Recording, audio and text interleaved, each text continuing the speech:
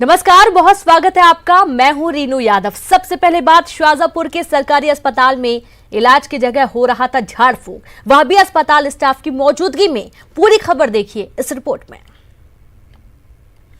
अस्पताल में अंधविश्वास का खेल, झाड़ फूंक करवाते नजर आए परिजन, स्टाफ तमाशा देखने में मशगूल। 3 छात्राओं की बिगड़ी थी तबीयत। बिस्तर पर लेटी छात्रा पर तंत्र मंत्र करने का नजारा शाजापुर के शुजालपुर सरकारी अस्पताल का है, जहां अस्पताल में अंधविश्वास का खेल घंटों होता रहा। दरअसल कन्या हाई स्कूल की 3 छात्राओं की तबीयत बिगड़ने के बाद उन्हें अस्पताल में भर्ती किया गया था। इसके बाद उनके परिजन एक तांत्रिक को लेकर आए और अस्पताल में स्टाफ नर्स और डॉक्टर्स के सामने ही तंत्र मंत्र का खेल शुरू हो गया। इतना ही नहीं, इस दौरान स्कूल के शिक्षक भी मौजूद रहे, लेकिन किसी ने इनको रोकने की जहमत नहीं उठाई। गर्मी का उसका हो गया होगा, तो जैसे ही बच्चों को घबराहट होना, इस टाइप के सिम्टम्स दिखे तो हम तत्काल ही बच्चों को स्वास्थ्य केंद्र नज़दीक होने के नाते सारा हम बच्चों को भर्ती कराए जाते हैं। हमारे स्टाफ भी गया, मैडम लोग भी गए और भी सब भी गए। अस्पताल में जिस तरह से अंधविश्वास का खुला खेल चल रहा है और इस दौरान अस्पताल के डॉक्टर्स और नर्स भी तमाशा देखने में मशगूल रहे, इसके चलते पूरी स्वास्थ्य व्यवस्था पर ही सवाल उठ रहे हैं। सुनील हंचूरिया, शाजापुर, न्यूज़ 18।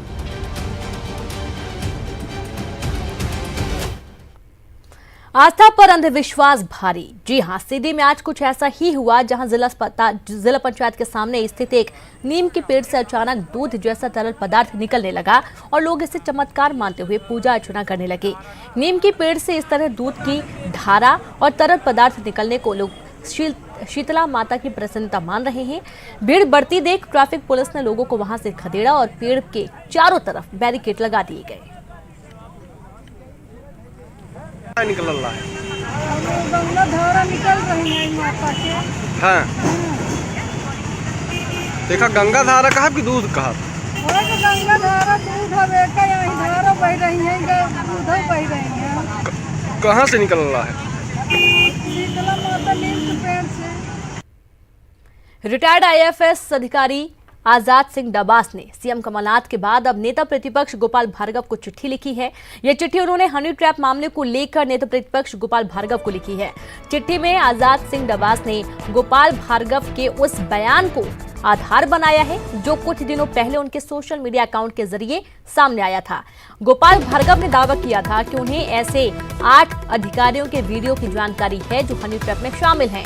गोपाल भार्गव ने दावा किया था कि उनके एक मित्र के पास ये वीडियो उन्होंने देखे हैं। इसके जरिए गोपाल भार्गव ने अधिकारियों पर सवाल भी खड़े किए थे। आजाद सिंह डबास ने गोपाल भार्गव के नाम अपनी चिट्ठी में इसी को लेकर उनसे 5 सवाल पूछे हैं। डबास ने मांग की है कि अगर उनके पास इस संबंध में कोई वीडियो या जानकारी है तो उसे जांच एजेंसियों को सौंपना चाहिए।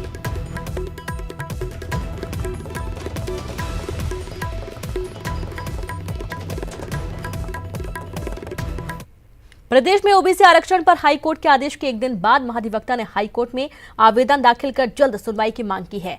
महाधिवक्ता ने अंतरिम आदेश को बदलने की भी मांग की है। आपको बता दें कि कोर्ट ने कल अंतरिम आदेश देते हुए एमपीपीएससी नियुक्तियों पर 27% आरक्षण पर रोक लगाई थी और 14% के तहत ओबीसी वर्ग को आरक्षण देने के आदेश दिए थे। देखिए, एडवोकेट जनरल ऑफिस ने आज एक आवेदन लगाया और रिक्वेस्ट की before the honourable chief justice कि कल जो इंटरिम ऑर्डर पास किया गया था कि सिर्फ 14% ओबीसी आरक्षण ही दिया जा सकता है एमपीपीएससी के द्वारा और 27% पे रोक लगा दी थी, उस ऑर्डर को मॉडिफाई करने के लिए कोर्ट से रिक्वेस्ट की गई है, प्रेयर की गई है और इस प्रेयर के लिए अब कोर्ट ने मैटर को परसों लगाया, मतलब 31 जनवरी को अब ये मैटर की सुनवाई पुनः। सागर के युवक धन प्रसाद अहिरबार की मौत पर सियासत थमने का नाम नहीं ले रही है। ताजा मामले में जनसंपर्क मंत्री पीसी शर्मा ने बीजेपी पर हमला बोला है।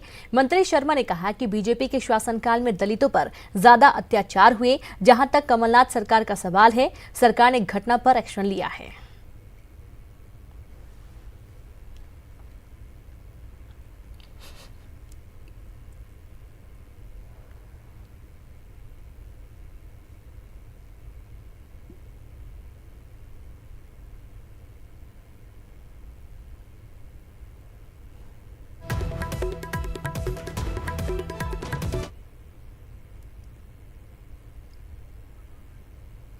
सागर में दलित युवक धन प्रसाद की मौत के बाद सियासत जारी है। बीजेपी के नेताओं के कल सागर में हल्ला बोल के बाद आज कांग्रेस ने भाजपा पर हमला बोलते हुए दलित विरोधी मानसिकता बताया। कांग्रेस ने बीजेपी पर राजनीतिक स्वार्थ के लिए देश की एकता, अखंडता, सौहार्द को बिगाड़ने का आरोप लगाया है। कांग्रेस ने दावा किया है कि सरकार ने दलित युवक को जलाने के मामले में आरोपियों को तत्काल गिरफ्तार करने से लेकर पीड़ित परिवार को 8 लाख रुपए की मदद, सरकारी मकान और नौकरी देने का ऐलान किया था। कांग्रेस ने बीजेपी पर भ्रम फैलाने और झूठ बोलने का आरोप लगाया। सरकार में 14 जनवरी को कुछ लोगों के एक दलित युवक को जलाने का मामला सामने आया था। नहीं गए, 7 दलित मारे गए देवरी में, वहां शिवराज सिंह जी नहीं गए, चूंकि सारे के सारे दलित को मारने वाले आरोपी अल्पसंख्यक नहीं है। इस बात को हमें समझना होगा। सागर और मध्य प्रदेश गंगा जमुनी की तरह रहने वाला प्रदेश है, जहां शांति का टापू कहा जाता है। उस सागर की भाभा को बिगाड़ने का काम, नापाक इरादे लेके जाने वालों को सागर की जनता कभी माफ नहीं करेगी। जारी है जब पूरी सहायता परिवार की हो चुकी, नौकरी का भी उनको जो दोषी थे वो गिरफ्तार हो चुके और तमाम चीजें हो चुकी, उसके बावजूद किस गंदे स्तर पे जाकर आज पूरे समाज का, अहिरवार समाज का इन्होंने ही नहीं पूरी मानवता। एमपी के पूर्व सीएम शिवराज सिंह चौहान दिल्ली विधानसभा चुनाव में बीजेपी उम्मीदवारों के पक्ष में धुआंधार चुनावी सभाएं कर रहे हैं। मटियाला विधानसभा में प्रचार के दौरान शिवराज सिंह चौहान ने शाहीन बाग और पीएफआई के फंडिंग का मुद्दा उठाया, साथ ही कांग्रेस पर जमकर निशाना साधा।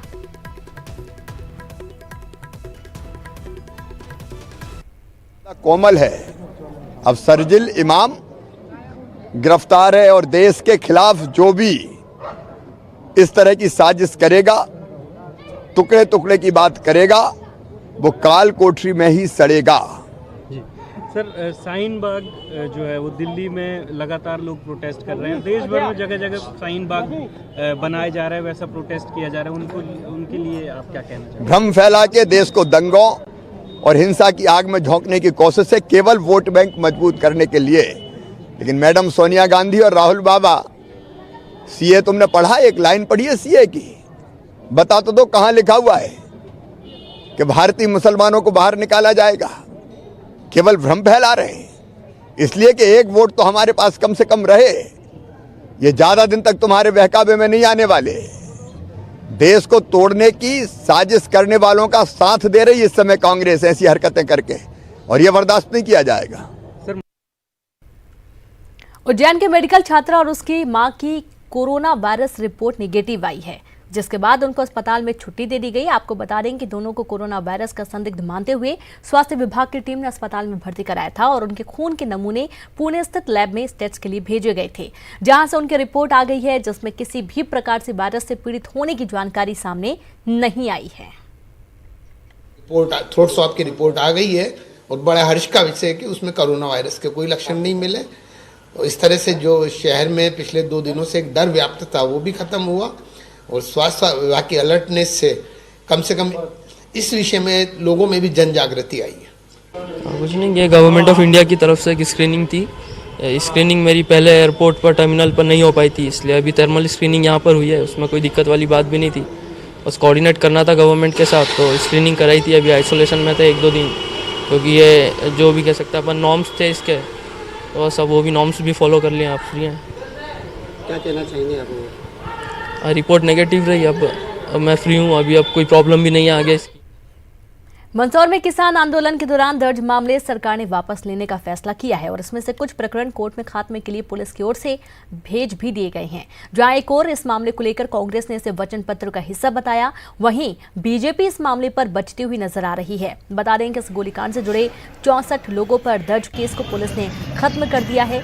पुलिस कोर्ट में केस खत्म करने का आवेदन करेगी। 6 जून 2017 में मंदसौर में किसान आंदोलन के दौरान जमकर उपद्रव हुआ था, जिसमें 6 किसानों की मौत भी हो गई थी।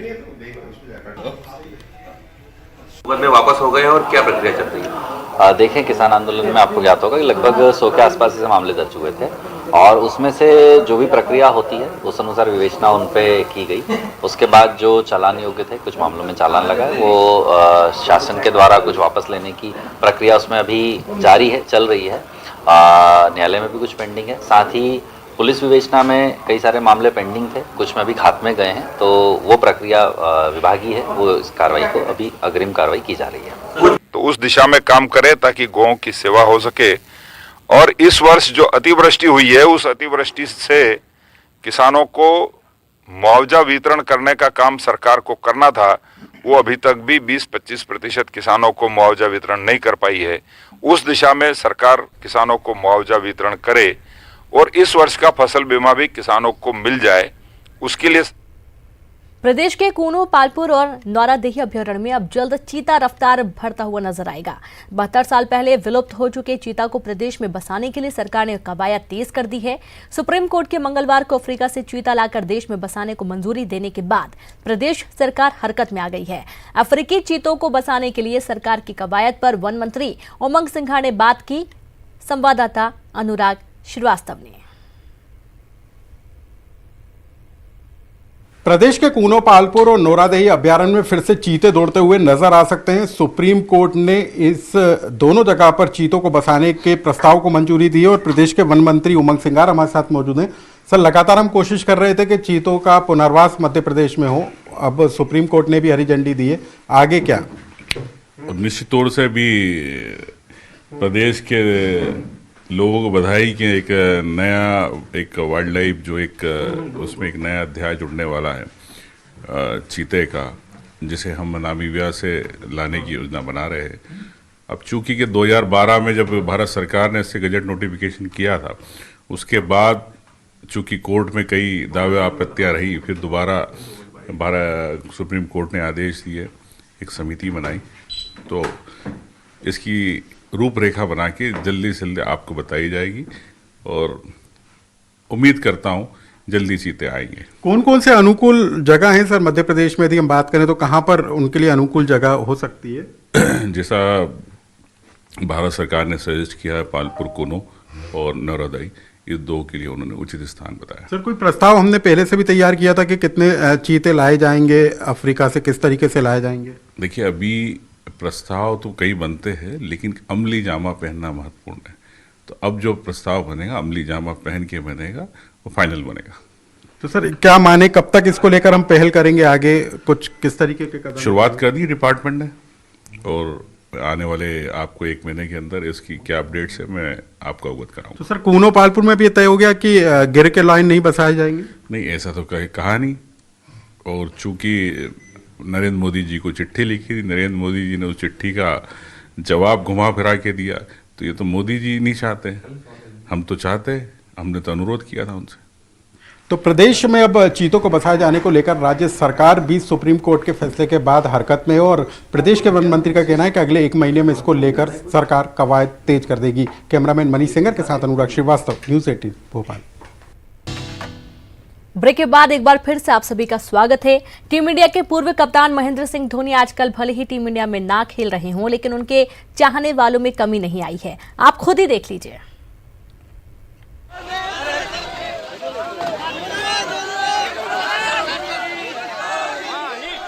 ये तस्वीरें इस बात की गवाह हैं कि टीम इंडिया के पूर्व कप्तान महेंद्र सिंह धोनी आजकल भले ही मैदान में अपने हेलीकॉप्टर शॉट के जलवे ना दिखा रहे हों, लेकिन उनके प्रशंसकों में उनका जलवा आज भी बरकरार है। तभी तो प्रशंसक उनके साथ सेल्फी लेने के लिए उतावले हुए जा रहे हैं। तस्वीरें मंडला के कान्हा टाइगर रिजर्व की हैं, जहां धोनी अपनी पत्नी साक्षी और कुछ दोस्तों के साथ घूमने आए हैं। माही यहां पर 31 जनवरी तक रहेंगे और इस दौरान वह जंगल सफारी का मजा लेंगे और बाघों का दीदार करेंगे।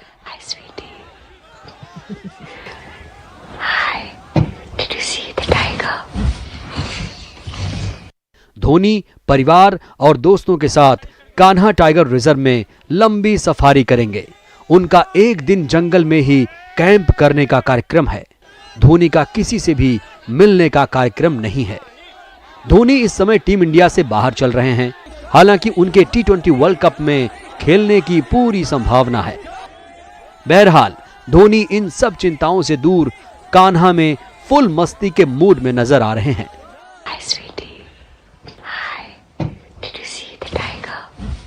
कृष्णा साहू, न्यूज़ 18 मंडला।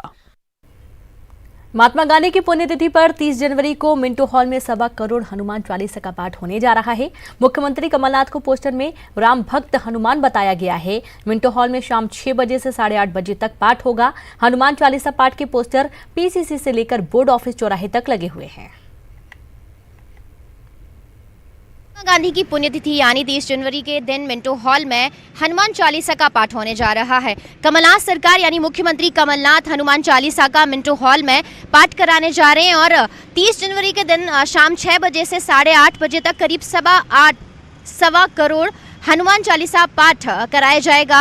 और आप ये जो पोस्टर है देख सकते हैं, जो कि पीसीसी से लगातार बोर्ड ऑफिस चौराहे तक इस तरह के हनुमान चालीसा पाठ के पोस्टर जगह जगह पर देख सकते हैं। और इस दिव्य अनुष्ठान में सभी लोगों को सपरिवार पधारने का आग्रह भी किया गया। और इस तरफ आप देख सकते हैं कि मुख्यमंत्री कमलनाथ का ये पोस्टर लगा हुआ है। महात्मा गांधी के ठीक नीचे उनकी फोटो लगाई गई है, लेकिन यहाँ पर मुख्यमंत्री कमलनाथ को इस पोस्टर में मुख्यमंत्री कमलनाथ नहीं बल्कि हनुमान भक्त कमलनाथ यहाँ पर लिखा गया है। और ये जो हनुमान जी की मूर्ति आप यहाँ पर देख रहे हैं, इस तरह के ये पोस्टर लगाया गया है जिसमें मुख्यमंत्री कमलनाथ खुद हनुमान भक्त के तौर पर कमलनाथ जी आह्वान कर रहे हैं कि हनुमान चालीसा पाठ कराया जा रहा है। करीब 1.25 करोड़ हनुमान चालीसा का पाठ कराया जाएगा। और यहाँ पर जीवन प्रबंधन गुरु पंडित विजय शंकर मेहता इस पाठ का वाचन करेंगे और सारे लोग यहाँ पर उपस्थित होंगे। और खुद पीसी जनसंपर्क मंत्री पीसी शर्मा ने कहा है कि मुख्यमंत्री कमलनाथ हनुमान भक्त हैं और उन्होंने छिंदवाड़ा में 101 फीट ऊंची हनुमान जी की प्रतिमा बनाई है। और हनुमान जी देशभक्त भी हैं और राम भक्त भी हैं। और इसी तर्ज पर अब 30 जनवरी को यहाँ पर विशाल हनुमान चालीसा पाठ कराया जाएगा, जिसमें 1.25 करोड़ हनुमान चालीसा का पाठ होगा। कैमरामैन फैजन अहमद के साथ रंजना दुबे, न्यूज़ 18 भोपाल। जबलपुर में आयोजित दूसरी वर्ल्ड रामायण कॉन्फ्रेंस के समापन समारोह में आज प्रसिद्ध कथावाचक मुरारी बापू पहुंचे। संस्कार धानी में हुए इस आयोजन में उन्हें संत शिरोमणि की उपाधि से विभूषित किया गया। और इस मौके पर उन्होंने कहा कि बार बार सत्ता में आना हो तो रामायण पढ़ो और अगर राज्य चलाना है तो रामचरितमानस को ध्यान में रखो। मुरारी बापू ने सांप्रदायिक सौहार्द का उदाहरण पेश करते हुए एक मुस्लिम व्यक्ति को न केवल अपने मंच पर बुलाया बल्कि उन्हें मंच पर बोलने का मौका भी दिया। अपनी बात को मुरारी बापू ने उर्दू के विभिन्न शायरों की शायरी के माध्यम से लोगों के सामने रखा। इस दौरान मुरारी बापू ने रामायण को एक वैश्विक ग्रंथ बताया और इसकी आलोचना करने वालों को नासमझ कहा। हो वो सीखना हो और बार बार सत्ता में आना हो तो भी रामायण पढ़ो। एक बार कई किताबें मैंने बापूजी की मंगाई है, उसमें मथुरा से मंगाई किताबें, जितने भी प्रवचन है करीब करीब मेरे पास, जितनी मेरी उम्र थी उतने तो मेरे पास उपलब्ध हैं। लेकिन एक दिन बापूजी प्रवचन करते करते मुझे एक शेर कलेजे में चुप गया और वो कह रहे थे कि खुदा के होने का एहसास। तो बापूजी ने जो शेर अर्ज किया, वो अपने बच्चों को खिला के खाते हैं, वो अपने बच्चों को खिला के खाते हैं, ऐसी फिक्र परिंदों में कौन रखता है। तो उसी दिन से कलेजा आज तक दर्शन करने की चाहत रखता था। आज में गुमास्ता जी का बहुत बहुत शुक्र।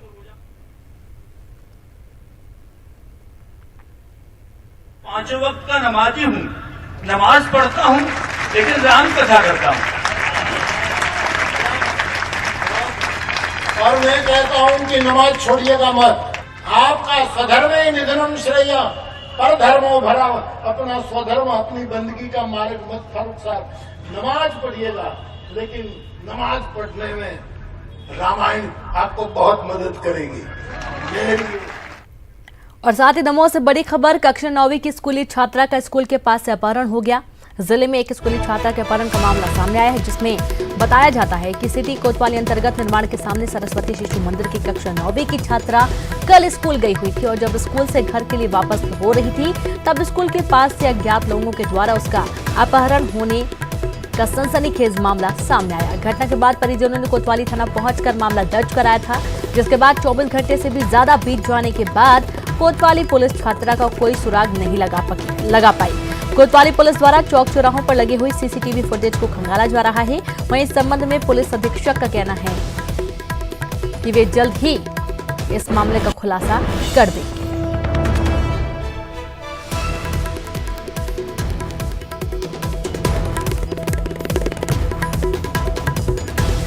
तो बड़ी खबर आपको दे रहे हैं, दमोह से जिले में एक स्कूल छात्रा के अपहरण का मामला सामने आया है। सिटी कोतवाली अंतर्गत निर्माण के सामने से सरस्वती शिशु मंदिर की कक्षा 9वीं की छात्रा कल स्कूल से गायब हो गई थी, वापस घर नहीं आई। तब से स्कूल के पास ही अज्ञात लोगों के द्वारा उसका अपहरण होने का सनसनीखेज मामला सामने आया है। परिजनों ने थाने पहुंचकर शिकायत लगाई है। 24 घंटे से भी ज्यादा का वक्त बीत जाने के बाद कोतवाली पुलिस छात्रा का कोई सुराग नहीं लगा पाई है, लेकिन पुलिस का कहना है कि वे जल्द ही आरोपियों सहित छात्रा को ढूंढ निकालेंगे। पूरे मामले की जानकारी जुटाई जा रही है। कोतवाली पुलिस द्वारा चौक चौराहों पर लगी हुई सीसीटीवी फुटेज के आधार पर पूरे मामले की तफ्तीश हो रही है।